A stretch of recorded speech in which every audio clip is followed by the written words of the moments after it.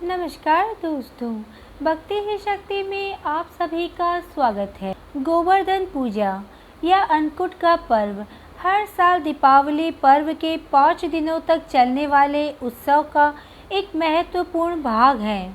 गोवर्धन का पर्व दीपावली के दूसरे दिन आता है। इस दिन लोग अपने घरों में भगवान गोवर्धन पर्वत के चित्र बना के उसकी पूजा करते हैं। ये पर्व हर साल कार्तिक मास के शुक्ल पक्ष के प्रतिपदा तिथि को मनाया जाता है।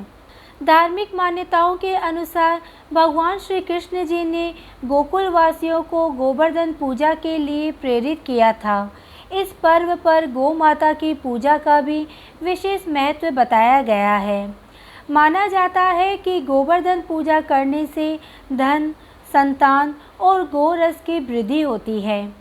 गोवर्धन पूजा प्रकृति और भगवान श्री कृष्ण को समर्पित पर्व है।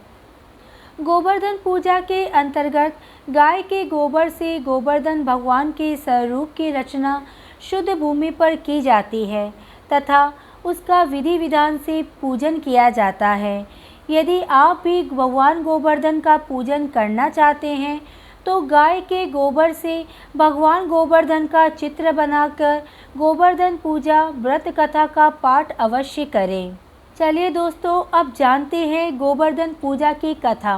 धार्मिक मान्यताओं के अनुसार एक बार देवराज इंद्र को अपनी शक्तियों का घमंड हो गया था। इंद्र के इसी घमंड को दूर करने के लिए भगवान कृष्ण ने लीला रची। एक बार गोकुल में सभी लोग तरह तरह के पकवान बना रहे थे और हर्षोल्लास के साथ नृत्य संगीत कर रहे थे।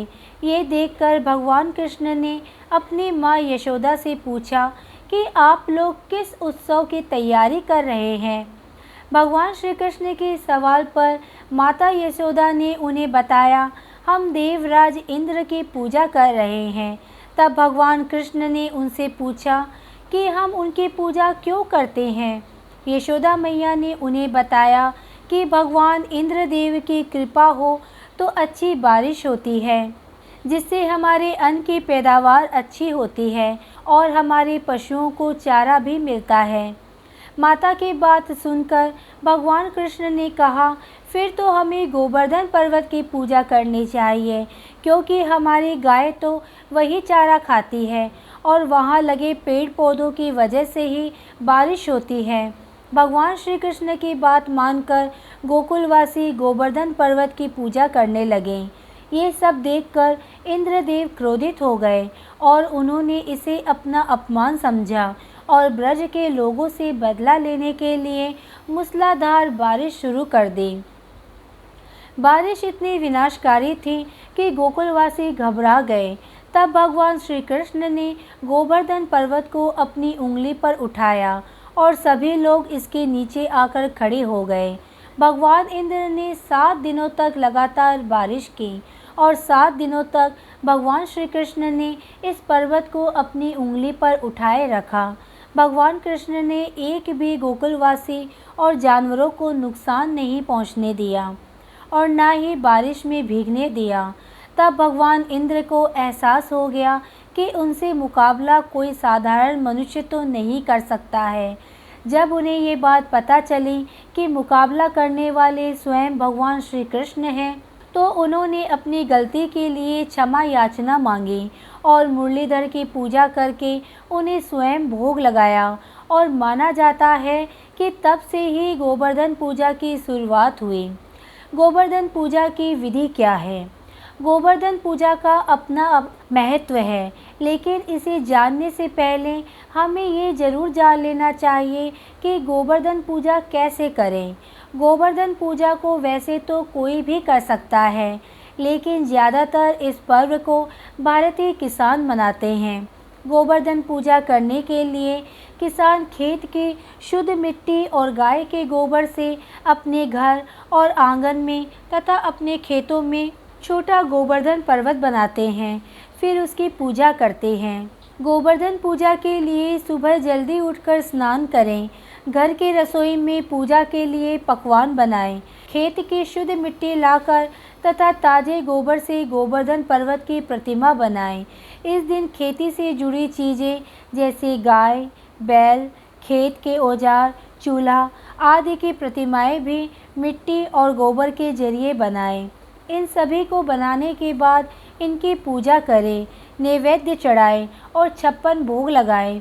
इसके बाद भगवान श्री कृष्ण जी की आरती करें। पूजा करने के बाद आप व्रत खोलकर भोजन कर सकते हैं। गोवर्धन पूजा का इतना महत्व क्यों है? गोवर्धन पूजा सीधे तौर पर हमारी प्रकृति से जुड़ी हुई है। गोवर्धन पूजा का दिन हमें ये संदेश देता है कि हमारा जीवन प्रकृति पर निर्भर है, जैसे पेड़ पौधे, पशु पक्षी, नदी पर्वत आदि। इसलिए हमें इन सब का शुक्रगुजार होना चाहिए।